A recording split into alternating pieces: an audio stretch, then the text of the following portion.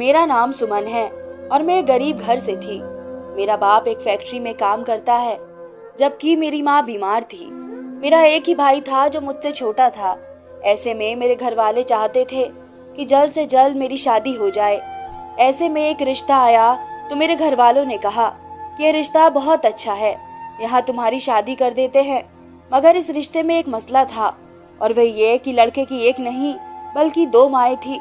मैं तो ये सोचकर ही घबरा गई कि मेरी 2 सास होंगी। लड़कियां तो एक सास का सुनकर घबराने लगती है, जबकि मेरी तो 2 सासें होंगी। पता नहीं ऐसे में मेरा क्या होगा, यह सोचकर मैं परेशान हो गई। लेकिन मेरे बाप को लड़का बहुत पसंद आया। लड़के की अपनी दुकान थी जो खूब चलती थी और घर में रुपए पैसों की कमी नहीं थी। इसलिए मेरे बाप ने कहा कि यह रिश्ता बहुत अच्छा है, इसलिए हाँ कह देते हैं। मेरी माँ ने भी कहा कि मैं बहुत बीमार रहती हूँ, इसलिए मेरी जिंदगी का कोई भरोसा नहीं, इसलिए बेहतर है कि तुम यही शादी कर लो, क्योंकि ये लोग बहुत अच्छे थे। लड़का घर का इकलौता है, इसलिए तुम राज करोगी। यह सुनकर मैंने अपनी माँ से कहा, लेकिन माँ, लड़के की 2 माँ हैं, वह तो मुझे कच्चा चबा जाएंगी। यह सुनकर मेरी माँ कहने लगी, सुमन बेटी, हम बहुत गरीब लोग हैं, इसलिए तुम्हारे लिए कोई अच्छा रिश्ता नहीं आएगा। यह रिश्ता बहुत अच्छा है, इसलिए बेहतर है किसी लड़के से शादी कर लो। और वैसे भी तुमने इस लड़के के साथ जिंदगी गुजारनी है और मुझे यकीन है कि ये तुम्हें बहुत खुश रखेगा। और यूं मैंने उस रिश्ते के लिए हाँ कर दी और अगले महीने मेरी शादी हो गई और मैं अमन की बीवी बनकर उसके घर आ गई।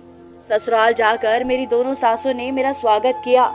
यहाँ आकर मैंने देखा कि मेरे पति की बड़ी माँ ने बड़ी खुशी के साथ मेरा स्वागत किया और मेरे कमरे में आकर कहने लगी, देखो सुमन, अमन मेरा इकलौता बेटा है और ये मुझे बहुत प्यारा है, इसलिए मेरे बेटे का ख्याल रखना। यह सुनकर मैं शर्मा गई, जबकि मेरी सास कहने लगी, तुम मुझे बहुत प्यारी लगी हो, इसलिए तो मैं तुम्हें अमन की दुल्हन बनाकर यहाँ ले आई हूँ। देखो बेटी, तुम मुझे अपनी सास समझने की बजाय अपनी माँ ही समझना और जो भी बात हो मुझसे बिना झिझक कह देना। यह सुनकर मैं खुश हो गई, वरना मैं तो 2 सासों का सुनकर ही डर गई थी। फिर अमन की बड़ी माँ कहने लगी, दरअसल मैं यहाँ तुमसे एक जरूरी बात करने आई थी। उसने बड़े अजीब अंदाज में ये बात कही और यह सुनकर मेरा दिल धक धक करने लगा। यह सुनकर मैंने उनसे कहा, आप मुझ पर भरोसा कर सकती हैं। मेरी बात सुनकर वे कहने लगी, बात दरअसल ये है कि अमन की छोटी माँ नहीं चाहती थी कि तुम्हारी शादी अमन के साथ हो। यह सुनकर मैं हक्का बक्का रह गई और मैंने उनसे पूछा कि वे ऐसा क्यों चाहती थी। यह सुनकर अमन की बड़ी माँ कहने लगी, दरअसल वह अमन की शादी कहीं और करना चाहती थी। यह सुनकर तो मैं परेशान हो गई। जब मेरी सास ने मुझे परेशान देखा तो कहने लगी, तुम परेशान मत हो, मैं तुम्हारा पूरा साथ दूंगी। ये कहकर उन्होंने अपने दुपट्टे से एक शॉपर निकाला और उसमें से एक गुड़ की डली निकाल कर मुझे दी और कहने लगी, मैं तुम्हारी हिफाजत के लिए ये एक बाबा से पढ़वा कर लाई हूँ। अब तुम मेरी बात ध्यान से सुनो।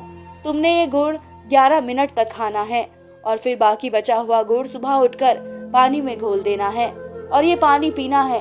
यह सुनकर मैंने अपनी सास को मोहब्बत से देखा। मेरी सास को मेरा इतना ख्याल था। फिर मैंने अपनी सास से पूछा, क्या इससे मुझे और अमन को कुछ नहीं होगा? यह सुनकर वे कहने लगी, तुम फिक्र मत करो, इससे तुम्हें कोई नुकसान नहीं पहुंच सकता। यह सुनकर मैं खुश हो गई। मैंने अपनी सास से ये गुड़ ले लिया और अपने पति के आने से पहले पहले वो गुड़ खा लिया। फिर जब मेरा पति आया और मैंने उसे देखा, मुझे लगा कि मेरे माँ बाप का फैसला बिल्कुल सही था, क्योंकि अमन बहुत अच्छा लड़का था। फिर अगली सुबह जब अमन जागा तो मैंने वह गुड़ वाला पानी पी लिया और मैं बेफिक्र हो गई। अब हमारा कोई बुरा नहीं कर पाएगा। थोड़ी देर बाद जब अमन की बड़ी माँ आई तो उन्होंने आते ही मुझसे पूछा कि क्या तुमने वह पानी पी लिया है? यह सुनकर मैंने उन्हें यकीन दिलाया कि आपने जैसा कहा था मैंने वैसा ही किया है। यह सुनकर वह खुश हो गई और मुझसे कहने लगी, बस अब तुम अमन की छोटी माँ से बचकर रहना। इस दिन छोटी माँ मुझे नाश्ते की मेज पर मिली और मैंने उन्हें ध्यान से देखा। ये तो शक्ल से ही बड़ी खड़ूस लगती थी। मैं उन्हें देखकर घबरा गई, लेकिन अमन की बड़ी माँ मेरे साथ थी, इसलिए मुझे कोई फिक्र नहीं थी। वैसे भी अमन बहुत अच्छा था और मेरा बहुत ख्याल रखता था। वह शादी के दूसरे दिन ही मुझे मेरे घर वालों से मिलवाने ले गया और उसने मुझसे कहा कि मेरी दोनों माँ मेरे लिए बहुत खास है और मैं उन दोनों से बहुत प्यार करता हूँ, इसलिए तुम भी उन दोनों को बहुत इज्जत देना और इन दोनों की हर बात मानना। ये बात सुनकर मेरा दिल किया कि मैं अमन को बता दूं कि कैसे बड़ी माँ ने मुझे बताया कि तुम्हारी छोटी माँ हमारी शादी के खिलाफ थी। मगर फिर मैंने सोचा कहीं अमन ये सुनकर गुस्सा ना करे, इसलिए मैं खामोश हो गई और उन्हें बड़ी माँ के बारे में भी कुछ नहीं बताया। यूं इस रात हम खाना खाकर आए और देर से घर आने की वजह से हम आते ही अपने कमरे में चले गए और थकान की वजह से हमें नींद आ गई। सुबह मेरी आंख देर से खुली और मैंने देखा कि अमन कमरे में नहीं था। मैं जल्दी से उठी और बाथरूम में झांका, मगर वहां भी अमन नहीं था और मैं फ्रेश होकर किचन में आ गई। मैं वहां आई तो मैंने देखा कि छोटी माँ नाश्ता बना रही थी। मैं भी कुर्सी पर बैठ गई, मगर कुछ देर गुजरने के बाद भी बड़ी माँ मुझे दिखाई नहीं दी, तो मैंने उनके बारे में पूछ लिया। मेरी बात सुनकर छोटी माँ कहने लगी वे अपने भाई के घर गई है, कुछ दिन बाद आ जाएगी। और फिर मैं नाश्ता करने लगी। अचानक वह मुझसे कहने लगी, हमारे खानदान में ये रिवाज है कि नई नवेली दुल्हन शादी के 3 दिन बाद ऐसा काम करती है जिसमें वह 7 दिन पति से दूर रहती है। यह सुनकर मैं तो घबरा ही गई। शादी की पहली रात बड़ी माँ का कहना मानना और अब छोटी माँ ये करने को कह रही थी। मैं तो दिल ही दिल में परेशान हो गई और सोचने लगी कि अब उसे क्या जवाब दूं। तभी अचानक मुझे अपने पति की बात याद आ गई। उन्होंने कहा था कि मेरी दोनों माँ मेरे लिए बहुत खास है और मैं उन दोनों से बहुत प्यार करता हूँ, इसलिए तुम भी उन दोनों को बहुत इज्जत देना और उन दोनों की हर बात मानना। इसलिए मैंने छोटी माँ से कहा कि मैं उनकी बात जरूर मानूंगी। यह सुनकर वे खामोशी से नाश्ता करने लगी, जबकि मैं दिल ही दिल सोचने लगी कि अमन से क्या कहूंगी, क्योंकि मुझे इससे दूर रहकर ये करना था। खैर, मैंने अमन से झूठ बोल दिया कि मेरी तबीयत कुछ ठीक नहीं है, इसलिए कुछ दिन अलग कमरे में सोऊंगी। यह सुनकर अमन मान गया, क्योंकि कुछ दिन की तो बात थी और यूं मैं अलग कमरे में रहने लगी। इस दिन मेरी सास मेरे कमरे में आई और कहने लगी, तुम इस बात के बारे में अमन को कुछ मत बताना, अगर तुमने उसे बता दिया तो अमन तुम्हें छोड़ देगा। यह सुनकर तो मैं घबरा गई, क्योंकि मैं अमन से बहुत प्यार करने लगी थी, इसलिए मैंने उनकी बात मान ली थी।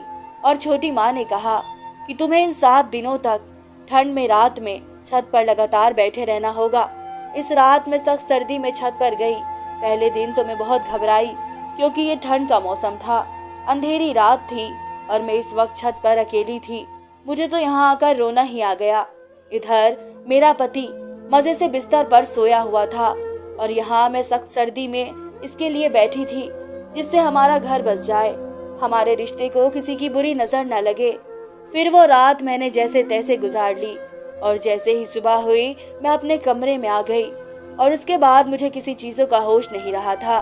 मैं शाम तक सोती रही और मेरी आंख न खुली, लेकिन जैसे ही अंधेरा छा गया छोटी माँ ने मुझे जगाया और कहा कि खाना खा लो, तुमने अभी छत पर जाकर दूसरा दिन पूरा करना है। यह सुनकर मेरा दिल किया कि मैं घर छोड़कर चली जाऊं, क्योंकि सख्त सर्दी में सारी रात जागने की वजह से मेरी तबीयत बहुत खराब थी। लेकिन छोटी माँ ने बड़े सख्त लहजे में कहा, अगर तुमने इस घर की बहू बनना है तो तुम्हें 7 रात तक करना पड़ेगा, वरना अमन तुम्हें तलाक दे देगा। यह सुनकर मैं ऐसे घबराई कि मैंने झटपट खाना खाया और छत पर चली गई। उस वक्त मेरी तबीयत बहुत खराब थी, मेरा दिल घबरा रहा था और पता नहीं क्यों मेरा सर भी सख्त दर्द होने लगा था। शायद ये सर्दी की वजह से था, क्योंकि मुझे सर्दी में सारी रात छत पर बैठना पड़ता था। लेकिन मैं क्या करती, मैं अपना घर बचाने के लिए ये सब कर रही थी, क्योंकि अगर मैं ये सब नहीं करती तो मेरा घर उजड़ जाता और मेरा पति मुझे तलाक दे देता। अभी मेरी शादी को दिन ही कितने हुए थे। अगर मुझे तलाक हो जाती तो लोग मुझ पर बातें बनाते और मेरे किरदार पर उंगलियां उठाते। इसलिए मैंने सोचा कि यहाँ सारी रात बैठकर ही तो गुजारनी है। वैसे भी 7 दिनों की बात है, ये दिन बड़ी जल्दी गुजर जाते हैं और फिर मैं इस घर की बहू बनकर यहाँ राज करती। इसलिए मैंने सब्र का घूंट भर लिया और दूसरी रात भी गुजार दी। लेकिन जब तीसरी रात आई तो मेरी तबीयत बहुत खराब हो गई। मैं इस दिन बहुत मजबूर होकर अपने पति के कमरे तक गई और उसे कहा कि मुझे बहुत बुखार है, प्लीज किसी डॉक्टर को बुलाओ। ये कहकर मैं अपने कमरे में आ गई और मैं बुखार की वजह से बेहोश हो गई। अगली सुबह मेरी आंख खुली तो छोटी माँ मेरे पास ही बैठी थी और मुझे होश में आता देखकर कहने लगी, तुमने इस खानदान के रिवाज को तोड़ दिया। क्योंकि तुमने तीसरे दिन पूरी रात छत पर नहीं गुजारी। इसलिए अब तुम दोनों की शादी टूट जाएगी और देखना तुम दोनों में से कोई ना कोई मर जाएगा। यह सुनकर मैं रोने लगी और मैं रोती रोती बेहोश हो गई। 1-2 घंटे बाद मेरी आंख खुली तो मैंने देखा कि मेरा पति मेरे पास बैठा था। उसने देखकर मुझे कहा, सुमन, तुम अचानक से क्यों बीमार हो गई हो? तुम्हें कौन सी टेंशन है? यह सुनकर मैं रोने लगी। अब मैं उनसे क्या बताती कि तुम्हारी दोनों माँ मुझ पर बहुत जुल्म कर रही थी, मगर मैं उन्हें तब न बता पाई। यूं दिन गुजरते गए और मेरी तबीयत और खराब हो गई। ऐसे में अमन को मेरी फिक्र होने लगी और उसने कहा कि हम तुम्हारे कुछ टेस्ट कर लेते हैं, क्योंकि तुम कुछ खा पी भी नहीं रही हो। अगर तुम ऐसे ही रही तो बहुत कमजोर हो जाओगी। इसलिए अमन ने मेरे कुछ टेस्ट करवाए तो एक अजीब राज खुला। डॉक्टर ने बताया कि मेरे अंदर जहर की कुछ मात्रा है, इसलिए मैं बीमार पड़ गई। यह सुनकर अमन सोच में पड़ गया और वह मुझे अपने कमरे में ले आया। मैं अपने कमरे में आ गई तो मेरी तबीयत कुछ बेहतर हो गई। ये देखकर मेरे पति ने मुझसे पूछा कि क्या तुम्हें पता है कि जहर तुम्हें किसने दिया होगा? यह सुनकर मैं रोने लगी और मैंने सोचा कि मुझे ये सब कुछ बता देना चाहिए था। तभी उन्होंने मुझसे कहा, तुम घबराओ मत, जो भी सच है बता दो। तब मैंने उन्हें सब सच सच बता दिया कि तुम्हारी माँ ने मुझे पहली रात गुड़ खिलाया था और मुझे शक है कि इस गुड़ पर उसने कुछ जहरीली दवा लगाकर मुझे खिलाई थी, जबकि तुम्हारी छोटी माँ ने कहा कि मैं सर्दी में छत पर 7 दिन गुजारूं। यूं मैं डर और सर्दी की वजह से बीमार हो गई। ये बात सुनकर मेरा पति हैरान रह गया और कहा कि तुमने ये बात मुझसे क्यों छुपाई? यह सुनकर मैं रोने लगी और उनसे कहा कि मैंने ये सब इसलिए किया था कि तुम मुझे तलाक न दे दो। यह सुनकर अमन ने मुझे अपने गले से लगा लिया और फिर अपनी दोनों माँ को अपने कमरे में बुलाया और पूछा, क्या आप दोनों ने मेरी बीवी के साथ ऐसा सलूक क्यों किया? यह सुनकर वह घबरा गई और कहने लगी, बेटा, तुम हमें बहुत प्यारे हो, इसलिए हम दोनों नहीं चाहते थे कि तुम्हारी जिंदगी में कोई और लड़की आ जाए, इसलिए हमने तुम्हारी बीवी को मारने की कोशिश की। यह सुनकर मेरा पति हैरान हो गया। उसने एक अलग घर ले लिया और मेरा इलाज करने लगा। मैं इलाज के बाद ठीक होने लगी और यूं मुझे अपनी दोनों सासों से मुक्ति मिल गई, जबकि अमन ने भी उन्हें माफ कर दिया, मगर कभी उनसे मिलने नहीं गया और उन दोनों को उनके किए की सजा मिल गई। धन्यवाद दोस्तों।